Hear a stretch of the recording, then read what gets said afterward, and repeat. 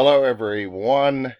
Welcoming you once again, reading the 40 chapters of Exodus across the 40 days of Lent. We are now in the final week, the concluding stretch on day number 35, and this is now Monday of Holy Week.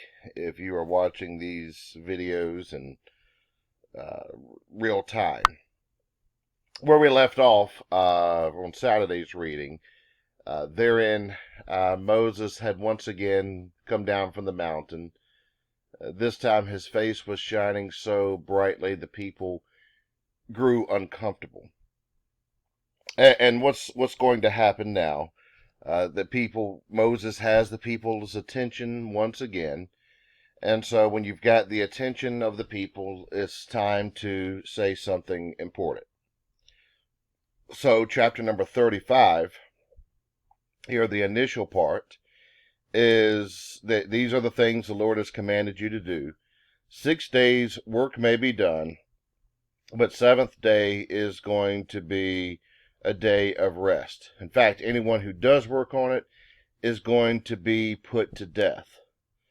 You can't even kindle a fire in any of your homes on the Sabbath day. This is about the third time that the Sabbath has been reasserted.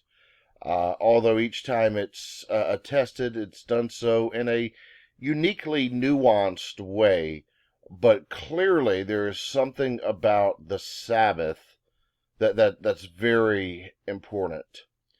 Once again, it's quite an underappreciated aspect within the Christian paradigm, because we typically have moved worship from the seventh day to the first day, which is which is the correct tradition. However, we neglect the theology of the Sabbath according to the Hebrew Testament. To correctly understand the theology of the Sabbath, we first understand Egypt, wherein there was no release from work.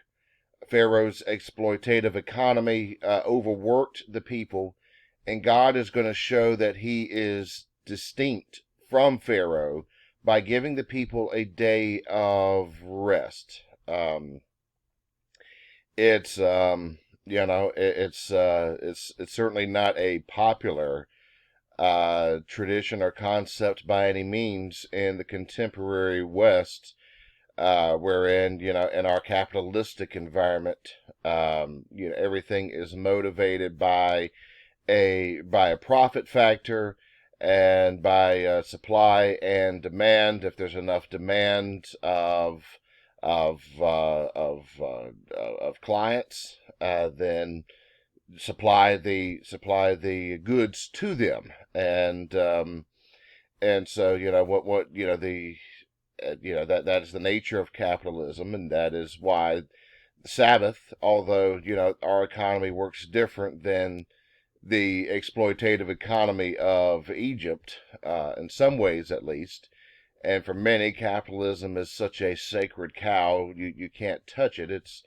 But it's one of those things that doesn't really correlate too well to God's work program, a time of cessation of work, of commerce, of business, and of trade. This is how these people are going to remember what is holy. There's going to be a day when we eschew greed. And so, the next portion of this chapter, Moses gives a remark to the community. Get an offering, whatever your heart is compelled: gold, silver, bronze, blue, purple, scarlet yarn, fine linen, goat's hair, ram skins, and a variety of things and everyone who, you bring your materials, and everyone who is skilled come and help build this tabernacle, this tent, and do all the things, build its various compartments, its various instruments and furniture, the clothing for the priest, and all of this, everything that we read for several chapters. This is a continuous part through the rest of this chapter. The Israelites in verse 29, they bring this free will offering to God. Everyone whose heart was moved, they either brought materials or they brought their skills to work.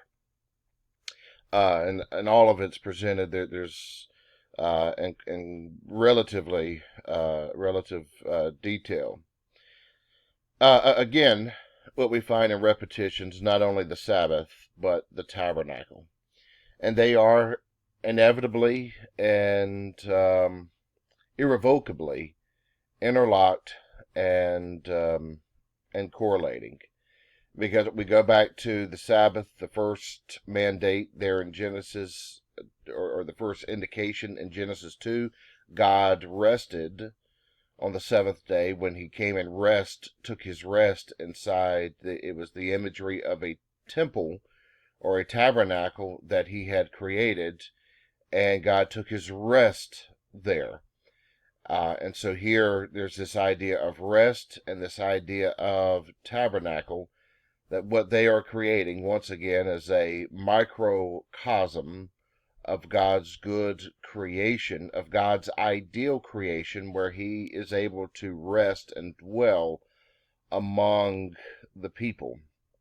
But as we've seen, such an opportunity comes with quite compelling obligations to make it sacred.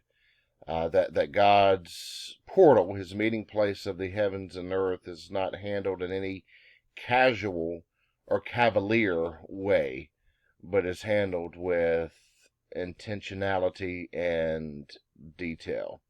All right, short video today. I'll call it quits there, and I'll meet you again as we are in chapter number 36 tomorrow.